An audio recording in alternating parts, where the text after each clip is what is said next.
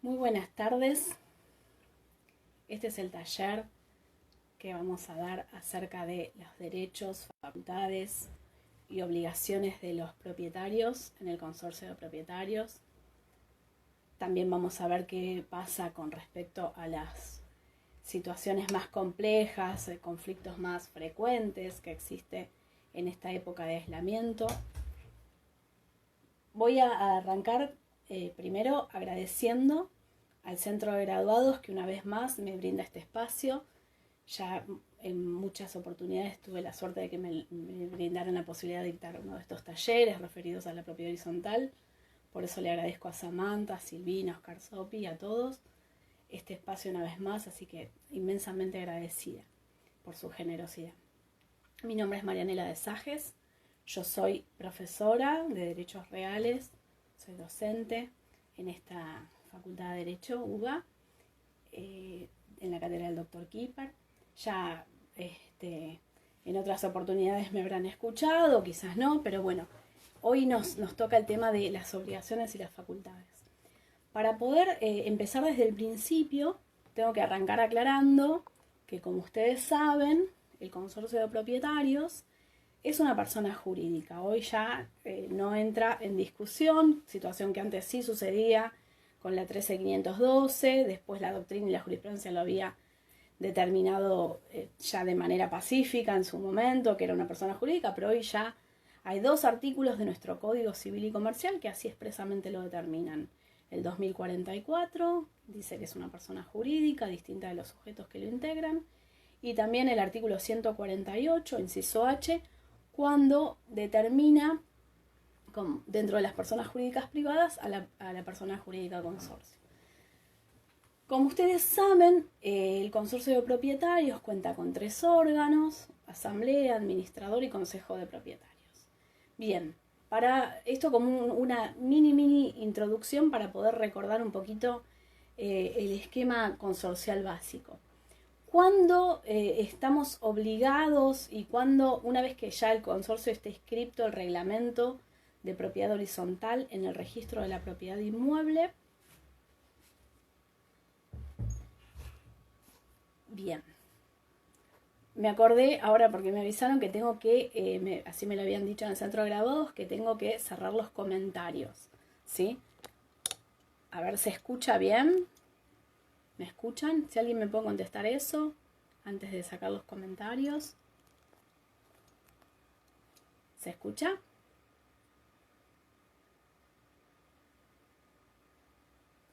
Bueno.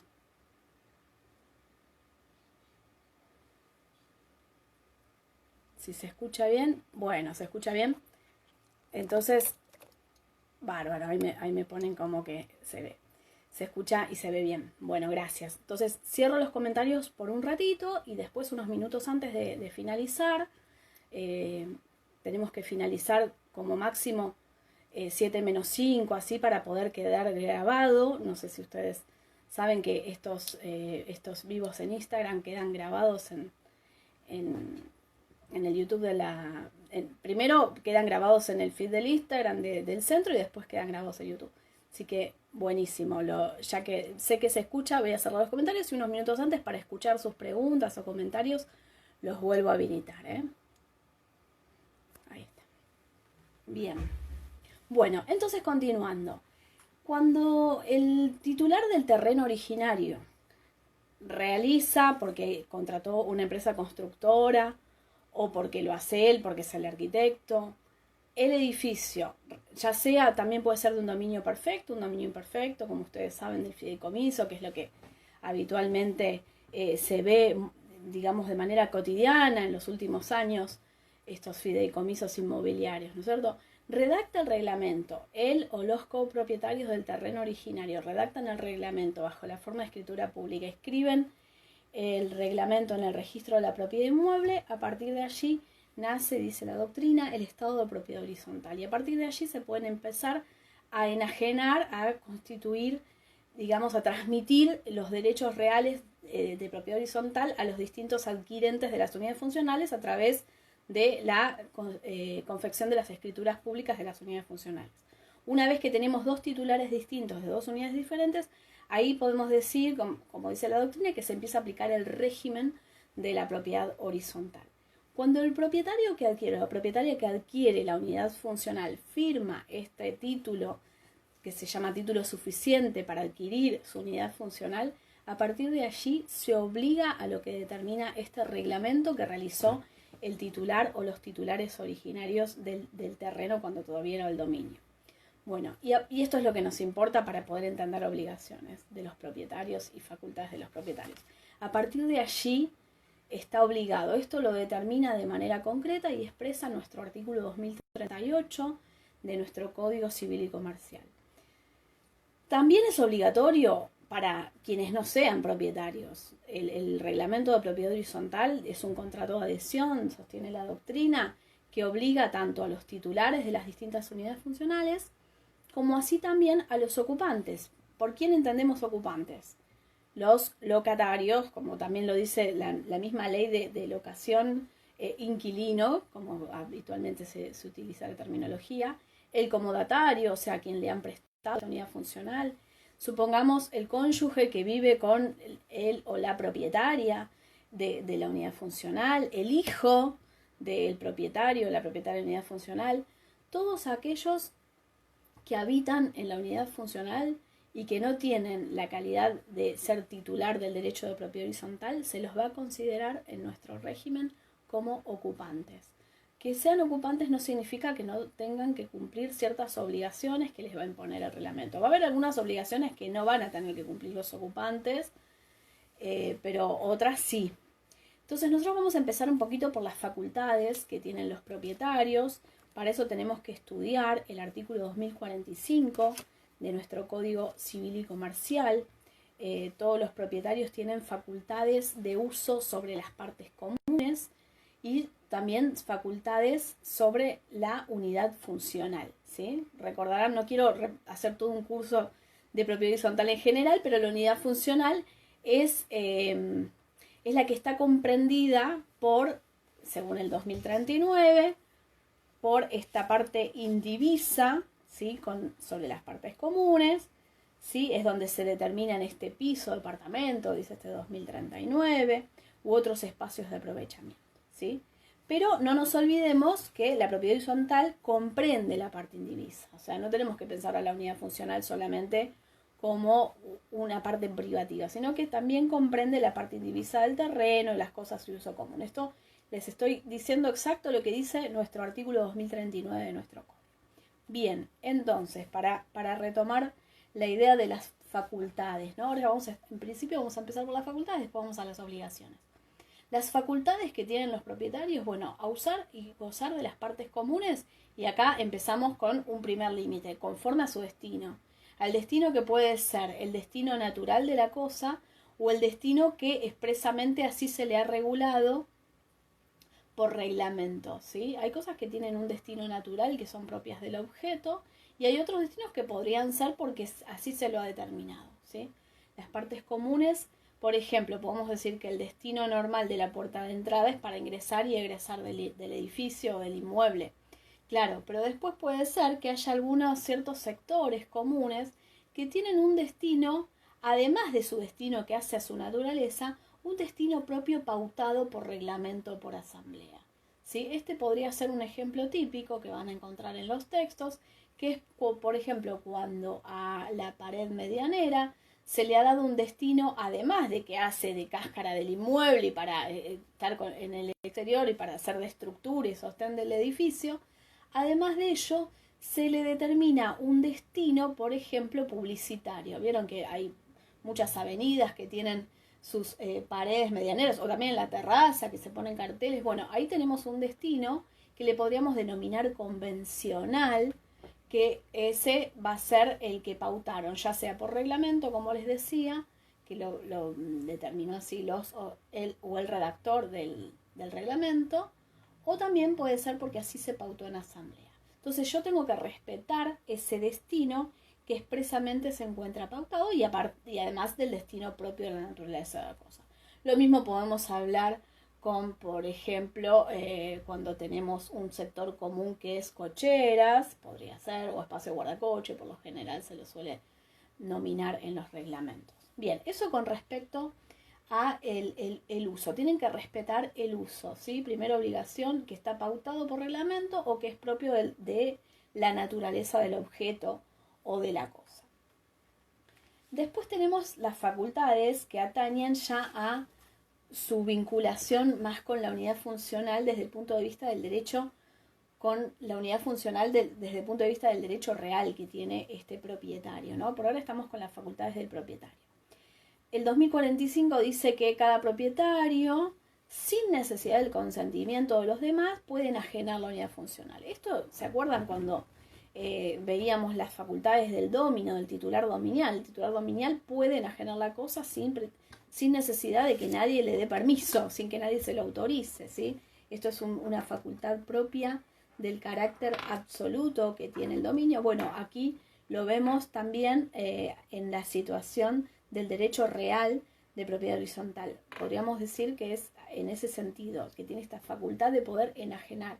Y cuando decimos enajenar, decimos que lo puede vender, que lo puede dar en donación, que puede testar con respecto a esa unidad funcional, ¿sí? Y puede constituir cualquier derecho real dentro de los derechos reales que tenemos permitidos en nuestro régimen jurídico.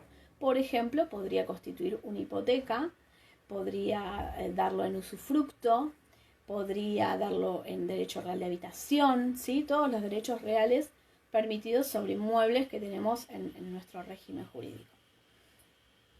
Podría ser también atacado por sus acreedores, ¿sí? Está también, como se encuentra dentro de su patrimonio, recuerdan el artículo 242 de nuestro código, dice que el patrimonio es la garantía común de los acreedores. Bueno, mis acreedores podrían atacar ese inmueble que se encuentra dentro de mi titularidad, supongamos, ¿sí? Podría, por lo tanto, en virtud de eso, ser embargado por un juez y hasta podría llegar a ser ejecutado. Y este 2045 establece que puede ser que tengamos, y también lo denomina el 2039 en algunos casos, no siempre, esto es opcional, podría estar o no, depende de cómo sea, digamos, edificado el mismo inmueble, tener unidades complementarias, que por supuesto van a estar determinadas por plano y por reglamento. Estas unidades complementarias, ¿qué son las unidades complementarias? Son ciertos sectores que permiten para servir, para mejorar el uso de la unidad funcional. Le integran, ¿sí? Eso complementan, por eso la palabra, a la unidad funcional. No podríamos, dice el 2045 en principio, porque después hay otros artículos del código que permitirían en algunos casos separarse de ellas, pero en principio está todo, es un todo no escindible. ¿Recuerdan? Esto de la unidad funcional está ligada, se accede a esta unidad complementaria, se accede a la unidad funcional principal. Por lo tanto, no podríamos transmitir el dominio de la unidad funcional y quedarnos con el dominio o con la propiedad horizontal con respecto a la unidad complementaria. Bueno, eso para poder analizar lo que son las facultades del titular dominial. Después, bueno, por supuesto, los ocupantes no tienen un artículo específicamente, ¿por qué no? Porque ellos no son los titulares del derecho real. Todos sabemos que los titulares del derecho real de propiedad horizontal es el titular o la titular de la unidad funcional. Por lo tanto, es lógico que no se encuentre enunciado. Van a estar en el contrato que les da el derecho a la tenencia sobre ese inmueble. Allí van a estar sus facultades reguladas. Sí, vamos a ver ahora el 2046, que es otro artículo que nos toca analizar hoy y que tiene que ver con las obligaciones específicas. Este artículo no estaba así, de esta forma, redactado en la ley anterior. Podemos decir que es bastante novedoso, si bien ya tiene 5 años el Código Civil y Comercial, es bastante novedoso cómo se encuentra nominado así de manera detallada la obligación de los propietarios. Sí, después el artículo que vamos a ver después, que son las prohibiciones, el 2047, podemos decir que tenía una norma muy similar en la 13.512, que era el artículo 6 de la 13.512, que varió en alguna terminología específica, alguna palabra en especial, pero se mantiene, digamos, su estructura. Pero el 2046 es novedoso en ese sentido, porque no estaba así tabulado de manera concreta todas las obligaciones específicas del propietario, porque las prohibiciones sí atacan, o mejor dicho, comprenden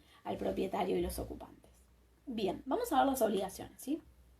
Para eso tenemos que empezar diciendo que, algo que ya dije hace un ratito, el propietario está obligado a cumplir con el reglamento de propiedad horizontal desde el momento mismo que adquiere su unidad funcional. ¿Se acuerdan? Con el título suficiente y el modo suficiente adquiero la unidad funcional.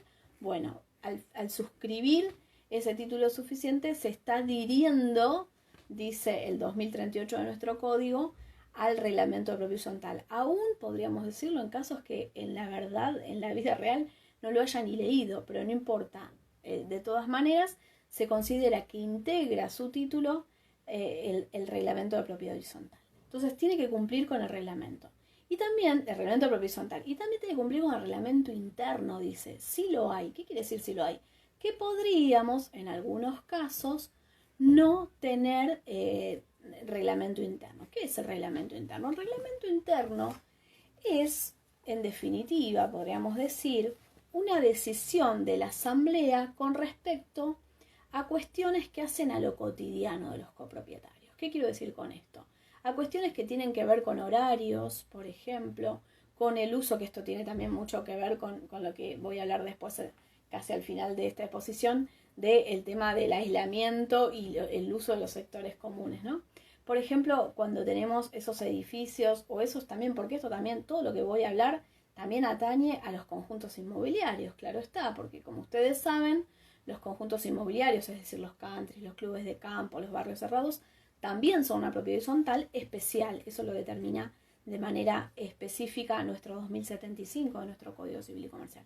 Entonces, podemos decir que todos estos sectores comunes, estas partes comunes, amenities, ahí está, ahí me salió, que tenemos en los consorcios de propietarios, que podría ser, por ejemplo, las parrillas en algunos edificios, las lavanderías o laundries, podríamos decir también los quinchos, los Zoom, que son el salón de usos múltiples. ¿Cómo vamos a utilizar todo eso? En épocas normales, o sea, me refiero a épocas normales, cuando no teníamos este aislamiento social preventivo obligatorio, era la asamblea la que definía los horarios a través de un reglamento interno. A veces el reglamento interno se encuentra incorporado en el mismo reglamento de propiedad horizontal, que por ahí no sé si es lo más apropiado y lo más práctico. Pero una asamblea puede redactar un reglamento interno y lo puede modificar a través de otra asamblea. Esta es gran diferencia enorme entre el reglamento interno y el reglamento de propiedad horizontal. ¿Por qué? Porque el reglamento de propiedad horizontal es aquel que constituye a la propiedad horizontal y que además, a este derecho real que estamos analizando, y que además tiene que hacerse sí o sí siempre por escritura pública e inscribirse en el registro de la propiedad inmueble. A diferencia del reglamento interno, que es estas pautas de convivencia que se deciden por asamblea, que se hacen en el acta de asamblea, se vuelcan en el libro de actas, por lo tanto, y que pueden ser modificadas por una asamblea posterior, ¿sí? No se hace por escritura pública el reglamento interno y no se inscribe en el registro de propiedad inmueble.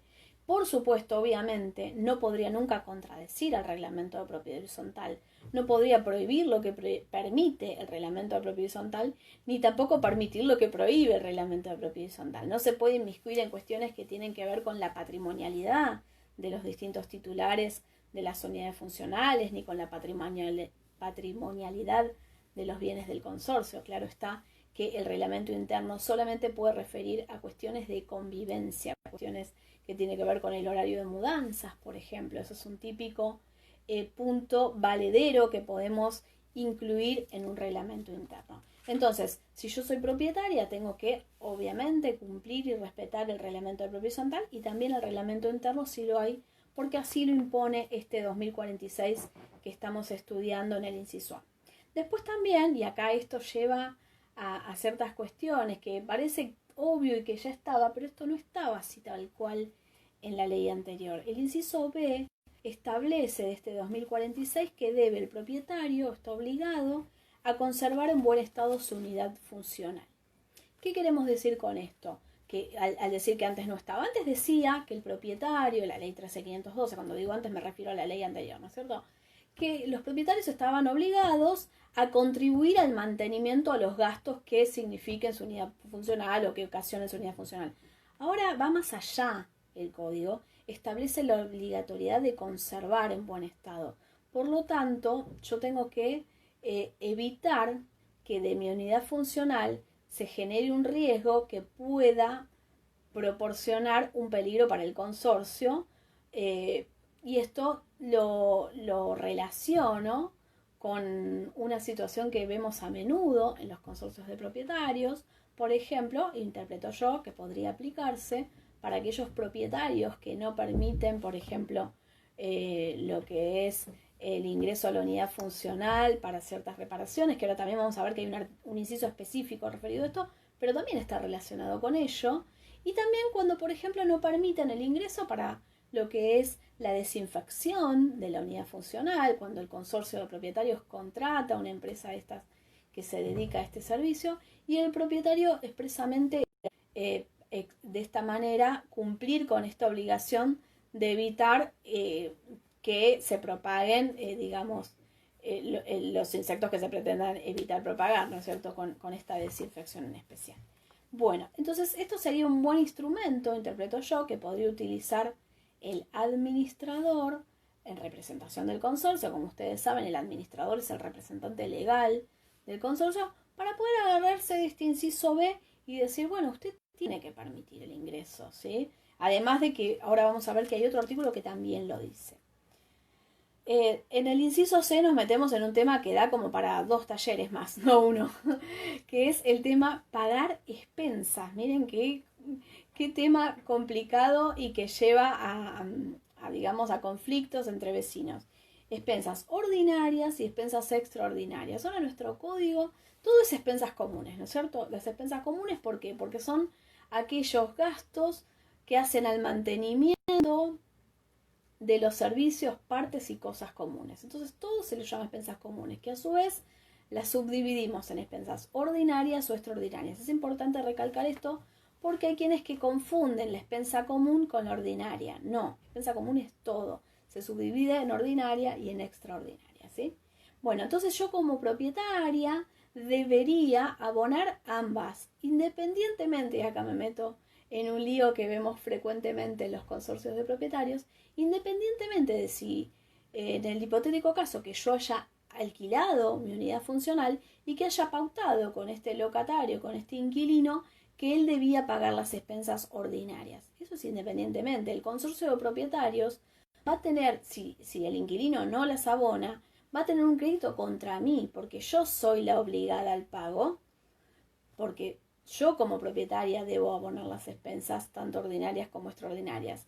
Los pactos que yo haya realizado con un tercero del consorcio, como sería el inquilino, no son una excepción que puedo poner frente al reclamo que expresamente me va a, hacer el consorcio judicialmente o también extrajudicialmente. Tampoco le podría contestar una carta de documento de eso. Entonces, independientemente del contrato de locación, si existe o no, el propietario, la propietaria es obligada al pago también. Y acá sigo, por eso digo que es un tema para dar muchísimo solamente de este tema, pero lo digo rapidito. Además del propietario, nuestro Código Civil y Comercial obliga al pago de expensas a los poseedores por cualquier título, ¿sí? Eso lo dice el 2050. Esto es un importantísimo agregado que hizo este Código Civil y Comercial. Esto no estaba en la ley anterior. Podemos entender por poseedores por cualquier título, por ejemplo, el usufructuario, por ejemplo, el titular del derecho real de habitación y demás. Todos aquellos que tienen la posesión de la unidad funcional. Pero como ustedes bien saben, el inquilino, el locatario, no tiene una relación de poder, como dice nuestro código, o una relación real, como decía antes la doctrina, de posesión. El inquilino o locatario tiene tenencia, porque el contrato de locación le va a atribuir una relación de tenencia, no de posesión. Por lo tanto, no estaría dentro de los obligados al pago de este 2050 que les mencionaba. ¿sí? En proporción a su parte indivisa. Y esto parece un dato menor, que está obligado al pago de expensas ordinarias y extraordinarias en proporción a su parte indivisa. Parece un dato menor, pero no lo es para nada. ¿Por qué? Porque hay muchos consorcios. A mí me ha pasado en la vida profesional ver que consorcios a través de asambleas deciden, bueno, todos pagamos tal monto, no sé, tal número de expensa fija para hacer la reparación pendiente que tenemos que hacer.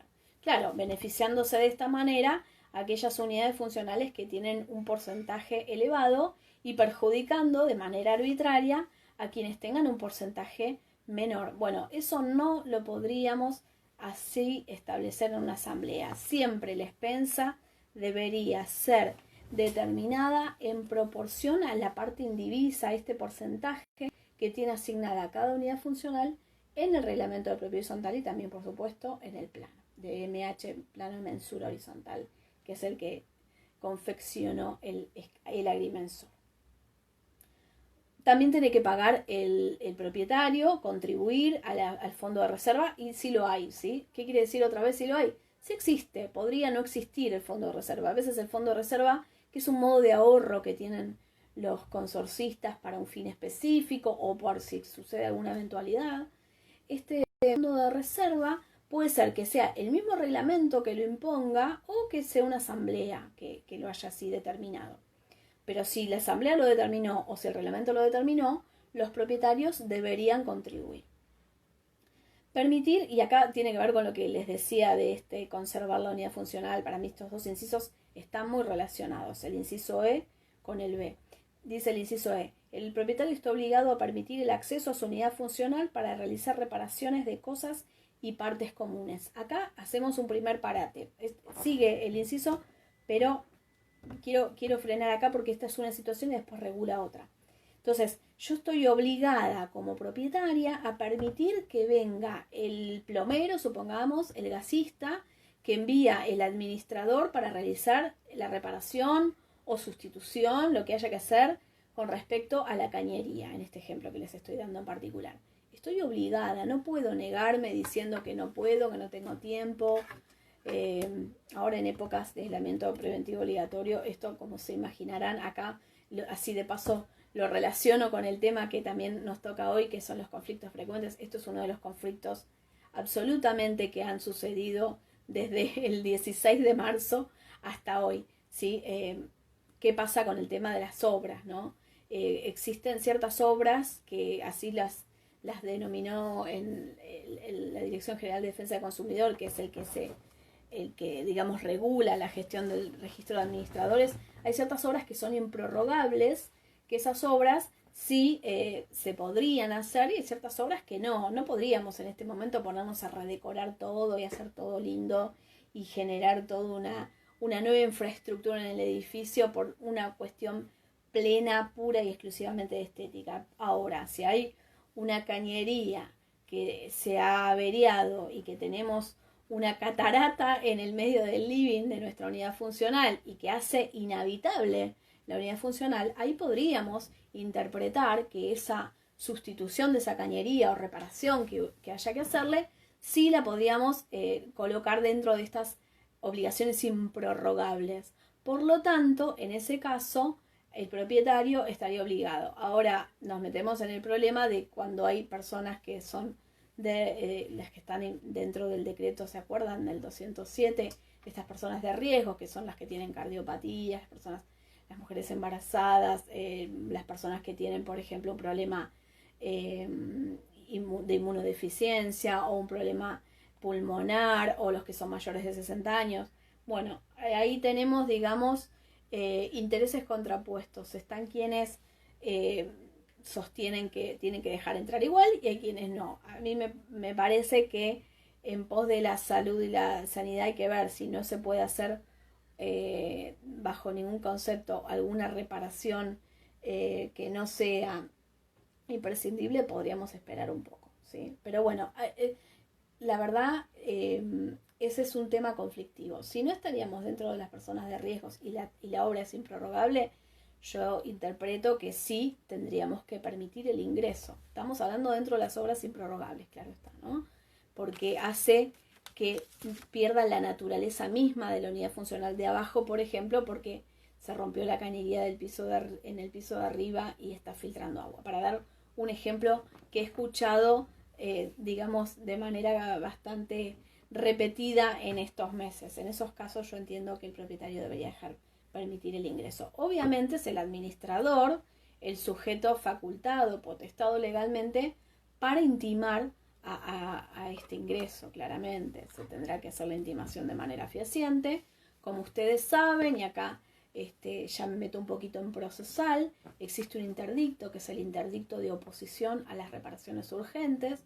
Se encuentra regulado en nuestro Código Procesal Civil y Comercial de la Nación, en el artículo 623 ter, que en el caso de que el propietario o el ocupante que no permita el ingreso, el administrador en representación del consorcio o el damnificado directo podrían pedirle al juez el ingreso a la unidad funcional para hacer la tarea o reparación, mejor dicha, pendiente. Primero tenemos que llevar un informe, por supuesto, indicando que hay que ingresar a esa unidad funcional y que es indispensable el ingreso, que no podría realizarse la reparación desde otro lugar. Esto sería un informe técnico de un experto en la materia. Es recomendable actas notariales también que determinen que han intentado el ingreso. Esto es recomendable, pero es bastante eficaz, que han intentado el ingreso y que esta persona no lo permitió. Por supuesto, no vamos a empezar por el interdicto. Siempre pensamos llamando por teléfono, mandando mail, si tenemos la casilla de email de la persona que no permite ingresar, y pidiéndolo así. Después iremos a la carta de documento y en última instancia, si de todas maneras no permite el ingreso, tendremos que ir a la vía de este interdicto de oposición a las reparaciones. Pero entonces el juez citará a las partes, en el caso de que no se pongan de acuerdo, ahí ordenará directamente el allanamiento junto con el oficial de justicia, y tendrá que presenciar también el administrador para poder llevar a este plomero, supongamos gasista o quien haya que hacer la reparación, y hacer la reparación pendiente.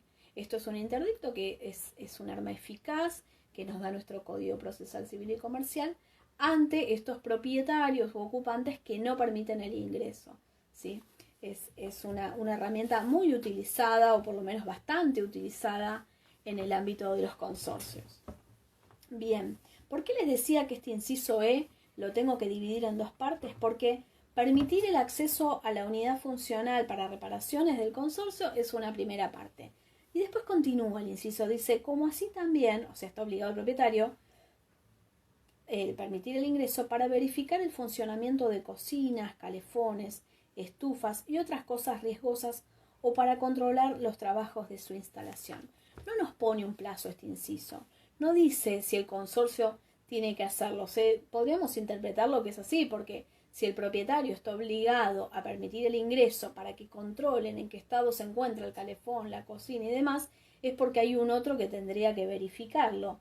Sería conveniente, me parece que hubiera sido adecuado, que este inciso incluyera un plazo en el cual el consorcio debería hacerlo, supongamos una vez al año o cada 6 meses, que sea por voluntad de la asamblea, en qué periodos de tiempo realizarlo, pero lamentablemente no lo dice el código. Así que quedará sujeto a la voluntad de la asamblea. Es recomendación cumplirlo. No sé si todos los consorcios lo están cumpliendo, me parece que no muchos. En este momento ni hablar de aislamiento, pero en épocas anteriores a este aislamiento social no sé si se estaba utilizando tanto. Es claramente, el objetivo es preventivo, ¿no? Evitar un riesgo de un siniestro por estos calefones, cocinas, estufas u otras cosas riesgosas, dice. Que podemos entender por otras cosas riesgosas es bastante amplio, deja la puerta abierta a varias situaciones. Este inciso E. Hay varias situaciones que podrán ser utilizadas como digamos, incluidas dentro de esta obligatoriedad. ¿Qué va a pasar con respecto al alcance? Y bueno, para eso tenemos que esperar un poquito más al tema de la jurisprudencia, que todavía no tenemos mucha jurisprudencia con respecto a esto. Después, para avanzar, si bien hay más para hablar de este tema, pero para hacer un reconto y no dejar tantos temas afuera, continúo con este 2046 que estamos estudiando y les cuento que el inciso F del 2046, a mi juicio, es de importante utilidad y está bueno que los consorcistas lo utilicen y está bueno para el consorcio, para el representante legal, que es el administrador, como les decía, que lo utilice para lo cotidiano y también si lo podemos aplicar en el plano judicial sería también muy provechoso. Dice el inciso F, es obligación del propietario, así arranca siempre, ¿no? Notificar fehacientemente al administrador su domicilio especial si opta por constituir uno diferente de la unidad funcional. Yo les cuento, este inciso F lo podíamos encontrar en varios reglamentos. Si uno se pone a analizar reglamentos previos al Código Civil y Comercial, o sea, que eran vigentes durante la época de la Ley 300, vamos a encontrar esta frase, que si el propietario no dijo yo voy a vivir en la calle XX en vez de vivir en esta unidad funcional de este consorcio, se lo tiene por constituido en el consorcio. Esto es bastante habitual encontrarlo en los reglamentos. Mejor, si lo tenemos en el reglamento y lo tenemos en la ley, mejor, más adelante, o sea, el propietario está obligado a constituir un domicilio por dos normas, una que es legal, que es en virtud de este código, y también por una norma contractual. Así que más provechoso para el administrador a la hora de considerar domicilio constituido si no ha constituido un domicilio diferente. Por supuesto que si el propietario cumple con este inciso F y dice no, yo no voy a vivir acá, yo quiero que usted me notifique en tal lugar, obviamente el administrador tiene que notificarlo en ese otro lugar, si no estaría incumpliendo el administrador, sería un actuar negligente si no lo notifica allí, ya sea de las asambleas o de cualquier contrariedad que pudiera ocasionarse en su unidad funcional. Y también el reclamo, ¿no? Porque esto es lo complicado, el tema del reclamo, por ejemplo, por un incumplimiento del reglamento que se esté ocasionando en su unidad funcional o por un reclamo por pago de expensas adeudadas, claramente. Entonces, si no constituye uno distinto, podríamos utilizar esta norma, ¿sí? Eso como herramienta también que podrían utilizar los administradores. Ustedes saben que ahora la ley 27.551, que ha entrado en vigencia el 1 de julio de este año, que si bien refiere a las locaciones, también agregó un artículo a nuestro Código Civil y Comercial, que es el artículo 75, y que establece que las partes en un contrato, palabras más, palabras menos, podrían constituir un domicilio electrónico, ¿sí? Entonces, podríamos decir que estaríamos incluyendo dentro de los domicilios posibles que podría constituir este propietario a una casilla de email, por ejemplo, o cualquier otra forma electrónica de notificación, ¿sí? No solamente podría ser una casilla de email, sino en algunos casos hay quienes sostienen que también podría ser un número para poder enviarse un WhatsApp. Pero por supuesto tiene que haber acuerdo de partes, es opcional, ¿sí? Yo lo veo muy provechoso que los consorcios de propietarios empiecen a utilizar esta nueva modalidad de, bueno, vamos a constituir domicilios electrónicos para darnos por notificados allí, ¿sí? Por supuesto que quede plasmado en el libro de actas que expresamente esa persona consintió constituir ese domicilio electrónico. Eso es absolutamente indispensable. Bien, tengo poco tiempo, así que perdón porque corro un poquito, pero nos metemos con las prohibiciones. El 2047 de nuestro Código Civil y Comercial determina prohibiciones y acá ya nos vamos solo al propietario. Además de ser una prohibición propia al propietario de la unidad funcional, también va a ser una prohibición para el ocupante. Destinar las unidades funcionales a usos contrarios a la moral o a los fines distintos a los previstos en el reglamento de propiedad horizontal, dice el inciso A.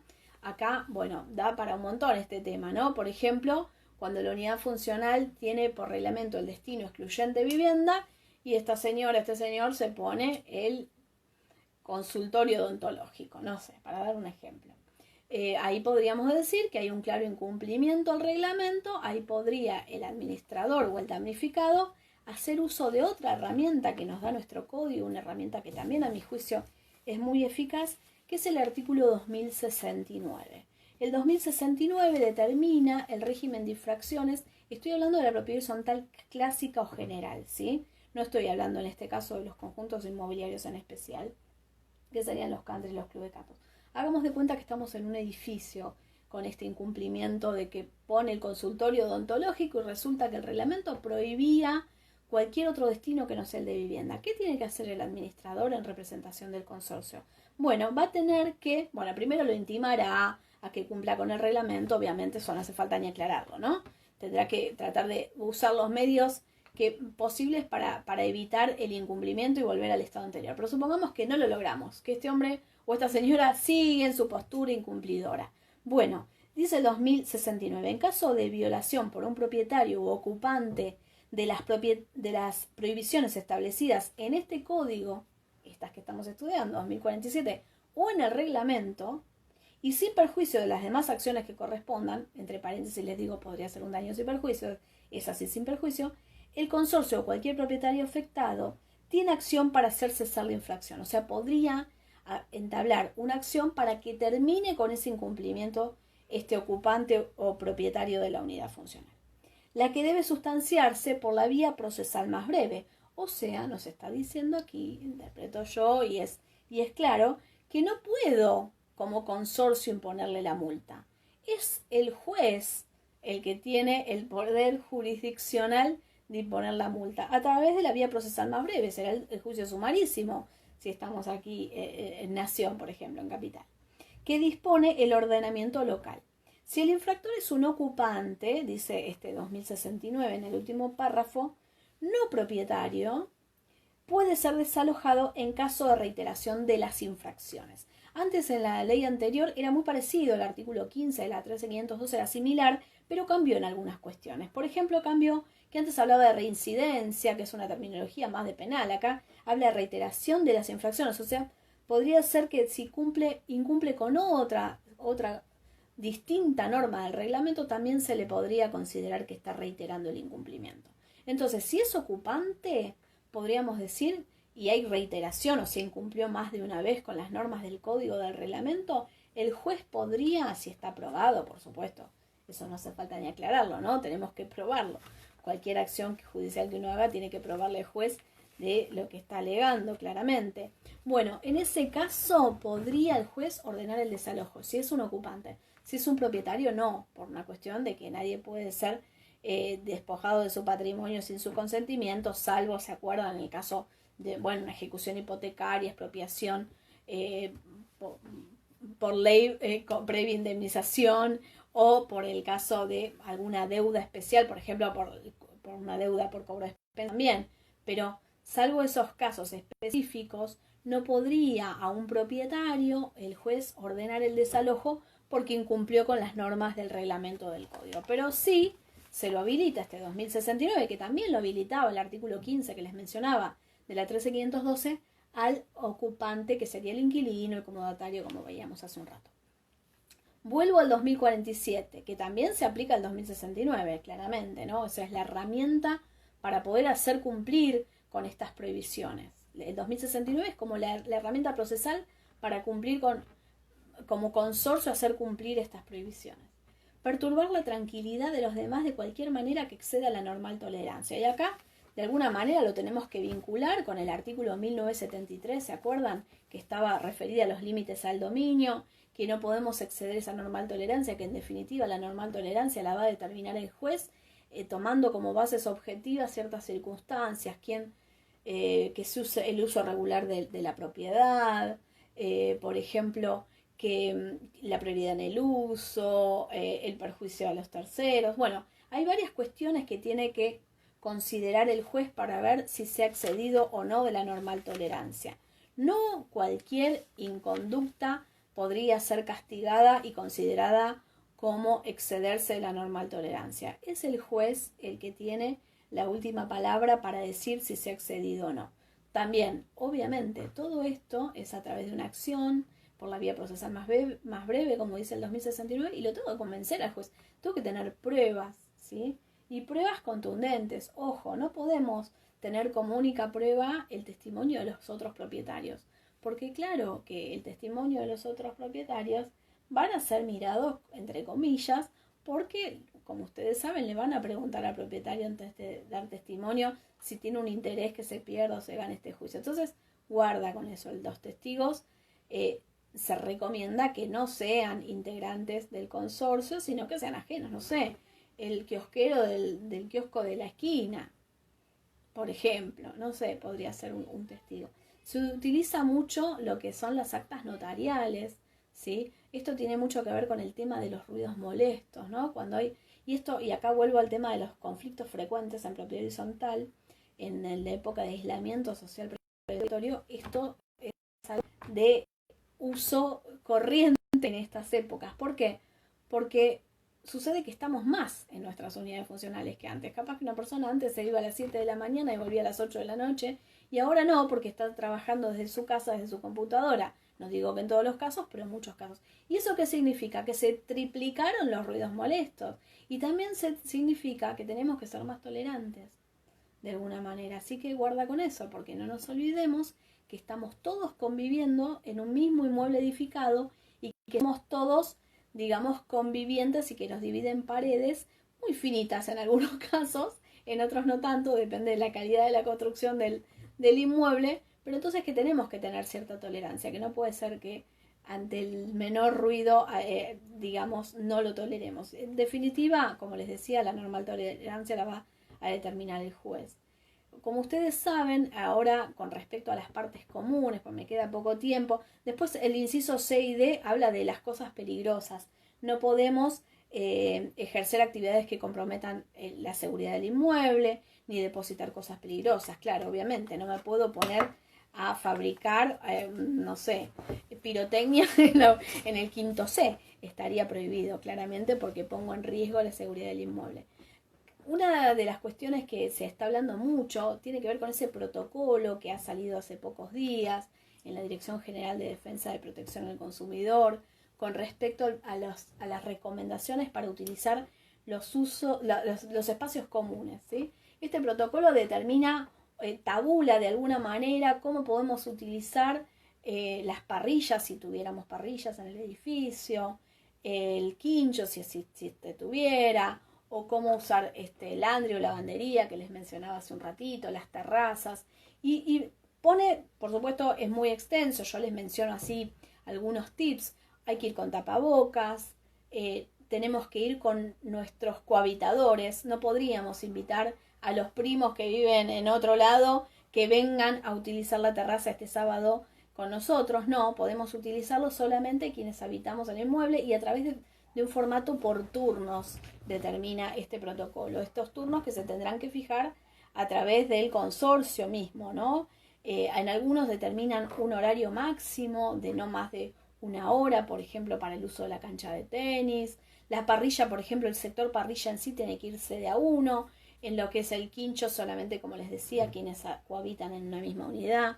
Tenemos de manera expresa, tabulada, la disposición es la 24.531, ¿sí? A ver, de la Dirección General de Defensa de Consumidores, de ahora, de octubre de este año, por supuesto, porque es cuando tenemos este aislamiento. Por supuesto, tenemos que limpiar después de utilizar. El mismo propietario obliga a hacer la limpieza, además de llevar, como les decía, el tapaboca. Hay que limpiar o con lavandina al 10%, creo que decía, si mal no recuerdo. Sí, lavandina al 10%, o con alcohol mezclado, ¿no? Al 70%. Utilizar también estas toallitas desinfectantes. Tenemos que, por supuesto, también usar esas bandejas satinizantes para los pies. Dice, por ejemplo, antes de entrar a la cancha de tenis, si el consorcio tuviera cancha de tenis, al ingresar y al egresar. Son ciertas pautas que son muy extensas. Yo les menciono las más preponderantes, las que más me llamaron la atención, que se tienen que cumplir y que tendrían que los propietarios cumplirlas, y en todo caso exigir el administrador que se cumplan. Bueno, entonces ya vimos, para hacer un repasito, el 2045 las potestades, también vimos que hay potestades con respecto a las partes comunes, obligaciones 2046 de nuestro código estoy hablando, y las prohibiciones del 2047. Ahora voy a desactivar para estos últimos 5 minutitos, por si tienen alguna duda o algún comentario que me quieran hacer. Ahí está. Bien. Si alguien me quiere preguntar algo o decirme algo, criticarme en algo. los leo. No sé si hay algún comentario, a ver. No sé si se me trabó también porque no veo nada. A ver, pregunta. Respecto a las obligaciones del inciso F del 2046 en cuanto a permitir el ingreso. ¿Se puede considerar como válido el ingreso para verificar el... Y ahí se me quedó trabado. ¿Para verificar el qué? No veo cómo sigue. Muchas gracias por los saludos. Les agradezco mucho. Bueno, si quieren, como menciono, es el inciso E, no el F. El F tiene que ver con la constitución del domicilio. Ahí está, se puede considerar el ingreso para verificar el estado de otras cosas riesgosas, tales como cableados eléctricos obsoletos. Y sí, podría también el consorcio de propietarios de alguna manera, porque no se olviden que los cableados son comunes hasta el ingreso de la unidad funcional, dice el artículo 2041, inciso F. Sí. El tema es qué pasa cuando el consorcio observa que están en mal estado, tendrían que intimarlo este propietario, después habría que volver a verificar. Toda esa solución no la tenemos en el código. Sería bueno que hubiera regulado eso, pero bueno, a ver, ahí se me fue otra pregunta. Con respecto a las expensas, los inquilinos están obligados 48, 2049 y 2050 son las que habla de las obligaciones al pago de expensas, y ese 2046 que les mencionaba es el propietario y los poseedores. El inquilino frente al consorcio no es deudor de expensas. Será deudor el inquilino locatario frente al locador, ¿sí? Y ahí con respecto al contrato de locación, y ahí nos tenemos que poner a estudiar la nueva ley 27.550. Ahí está. Me parece que ahí volví, porque justo se me cortó. El artículo 1209, la ley 27.551, determina que el inquilino locatario, digo el inquilino porque expresamente lo dice la ley, está obligado a las expensas ordinarias que son habituales, ¿sí? Las habituales, ¿qué queremos decir con estas? Las que se usan cotidianamente, que se generan mes a mes, podríamos interpretar. Pero las expensas extraordinarias está excluido. Pero eso frente al locador locatario, frente al consorcio. O sea, el consorcio, ¿a quién va a iniciarle la acción procesal por el cobro ejecutivo de expensas? Como ustedes saben, es un juicio ejecutivo. Se lo va a iniciar al titular de la unidad funcional, al titular de propiedad horizontal, o a los otros obligados al pago, que son, por el 2050, poseedores por cualquier título. ¿Qué dice el 2050? Lo aclaro por las dudas, sin implicar la liberación del propietario. Sí. Una responsabilidad de los administradores del consejo. Bueno, gracias, lo tomo en cuenta para una futura charla. Responsabilidad de los administradores y del consejo. Es interesante. Remoción del administrador en pandemia. Contesto esto y ya después tengo que poner para grabar. Ustedes saben que si estamos hablando en el ámbito de la ciudad de Buenos Aires, ¿no?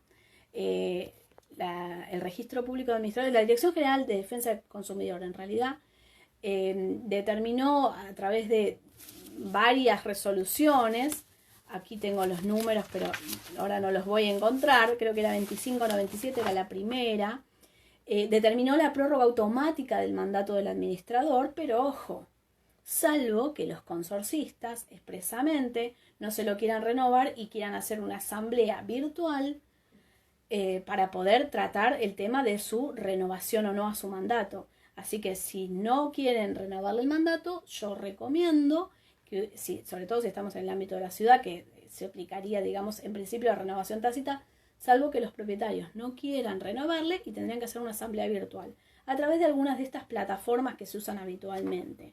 ¿Cuáles son las plataformas? Bueno, todos las conocemos, ¿no? De estas que se utilizan en los trabajos, en los colegios y demás.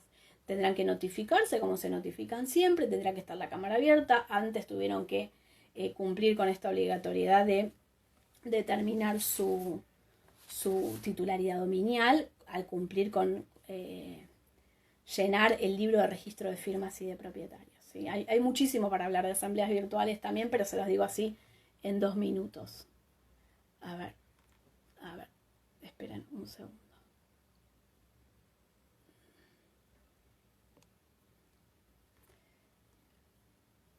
se puede colocar una pileta del tamaño de un patio de uso exclusivo en zona común, yo entiendo que estarían modificando el destino. Si no te lo autoriza la asamblea, no se podría. No, tendría que ser...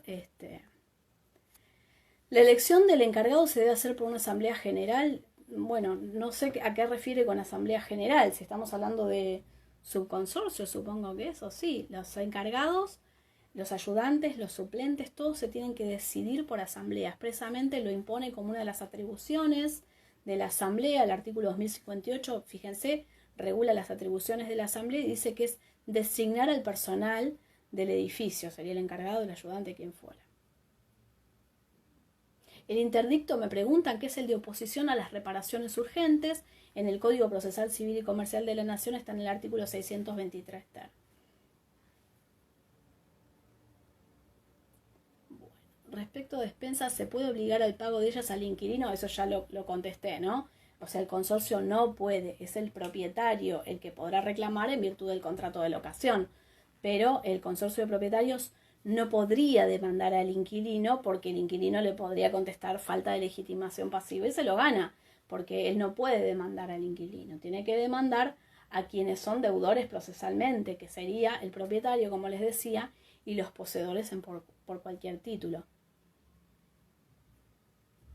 Bien, a ver qué otra pregunta. ¿Los encargados deben trabajar solo media jornada? Bueno, me están haciendo preguntas de laboral. Por ahora todavía tiene que hacer, no dice expresamente media jornada, el pacto, la convención que habían pautado a través del sindicato, si mal no recuerdo. Lo que tiene que hacer es hacer las limpiezas necesarias e indispensables y después no quedar haciendo tareas pasivas en las partes comunes como antes se le exigía, quedarse en la puerta de entrada, en el escritorio, vigilando quién entra y quién sale. Por ahora solamente tiene que seguir haciendo la limpieza necesaria, pero no quedarse. Con respecto al horario, y ya esta es la última, con horarios del reglamento, es poco posible implementar para los inquilinos. Para todos es poco posible, porque el señor se fue y anda ¿qué haces? Ya está, ya se mudó. Es bastante complejo, sí, es complicado, no, lo reconozco. Bueno, me queda solo un minuto, quiero que quede grabado, así que les mando un saludo, les agradezco y les mando un saludo enorme a todos, gracias por escucharme y por el espacio. Nos vemos.